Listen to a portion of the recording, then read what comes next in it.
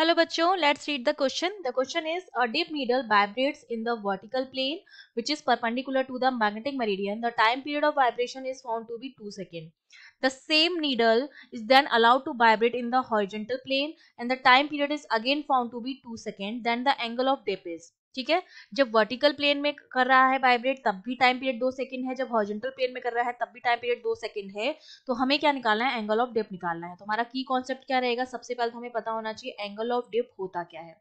तो देखो हम जानते हैं हमारे पास दो मेरिडियन होते हैं, एक ज्योग्राफिक मेरिडियन होता है आपका और एक आपका होता है मैग्नेटिक मेरिडियन। ठीक है, ज्योग्राफिक मेरिडियन और मैग्नेटिक मेरिडियन, मतलब मैग्नेटिक मेरिडियन जो होता है ज्योग्राफिक मेरिडियन से थोड़ा सा टिल्टेड होता है। तो ये जो एंगल होता है ये ज्योग्राफिक मेरिडियन है और ये आपका मैग्नेटिक मेरिडियन है। दोनों के बीच जो एंगल होता है वो एंगल ऑफ डिक्लाइनेशन होता है, इसको हम थीटा बोलते हैं।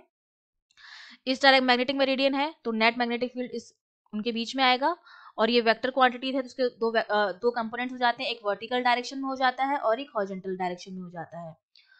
हॉरिजॉन्ट net magnetic field horizontal plane के साथ, मैग्नेटिक मेरिडियन के हॉरिजॉन्टल प्लेन के साथ जो एंगल बनाता है वो आपका एंगल ऑफ डिप होता है। मतलब बी एंड बी एच के बीच जो एंगल बनता है वो आपका फाई होता है, एंगल ऑफ डिप होता है। तो यहाँ से अगर मैं tan फाई की वैल्यू निकालूं तो देखो tan फाई मेरा किसके बराबर आएगा, B V upon B H के बराबर आता है। अब हमसे कह रहा है कि जब ये वर्टिकल प्लेन में मूव कर रहा है तो वर्टिकल प्लेन में ये वाला मैग्नेटिक फील्ड आएगा, तो टाइम पीरियड जो आएगा वर्टिकल प्लेन में वो t इक्वल्स टू कितना आएगा, 2 pi under root I upon M B होता है। तो यहाँ पर हो जाएगा बी वी।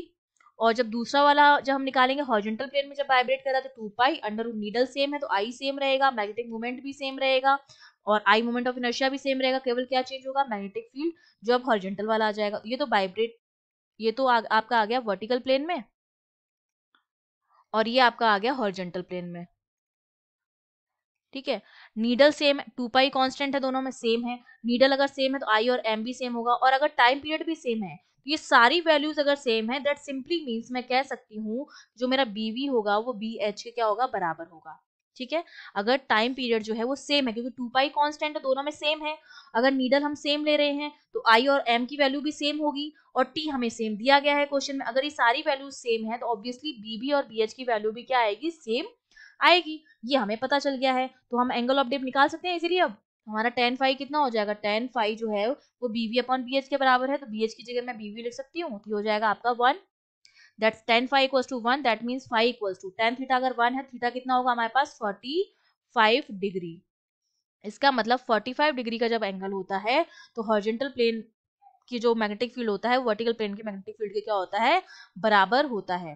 तो फाई की वैल्यू आपके पास आ गई 45 degree, that means B option is correct. I hope you understood well, all the best.